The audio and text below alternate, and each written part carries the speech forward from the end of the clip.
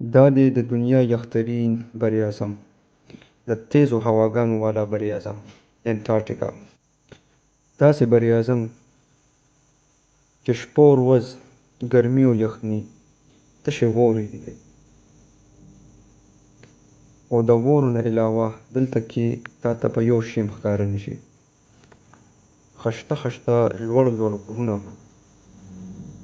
او د پاسه پرې سپینې واورې یو بهترین او خشته نظاره وي.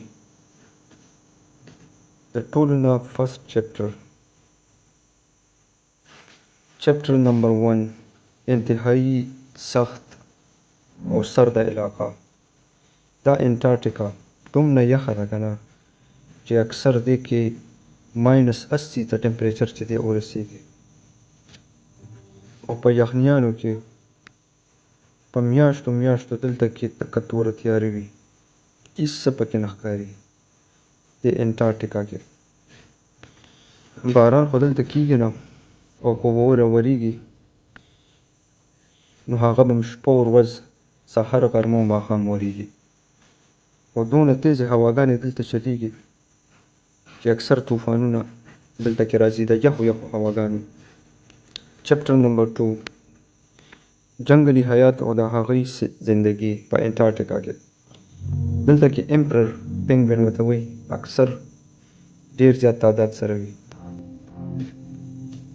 هغې نه علاوه سی لاین دا هم په انټارکټیکا کې انتهایی ډېر وي. سی لاین پینګوین پسې ګرځي خوري یې، او ویل فش سی لاین پسې ګرځي خوري یې.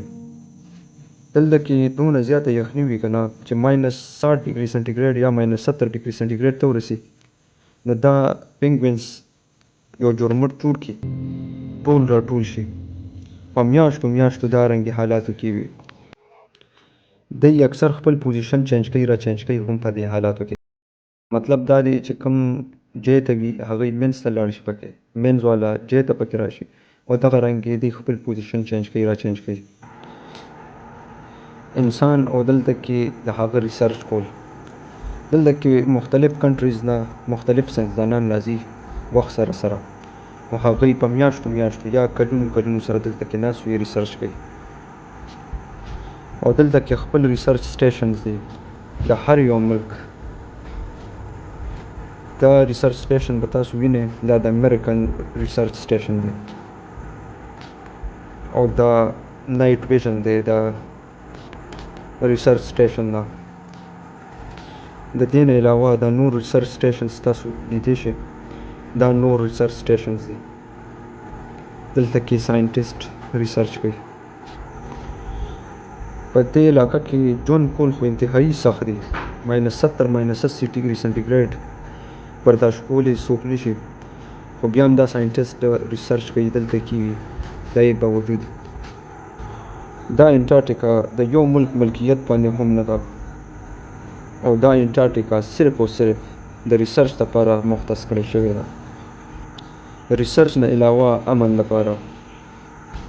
دلته کې به دا کنټریز ریسرچ کوي، خو په پازیټیو اکټیویټیز کوي، داسې نه چې په نیګیټیو اکټیویټیز اټومیک بمب یا څه داسې نور فوجي کاروي او یا ریسرچ دلته کې نشي کېدی.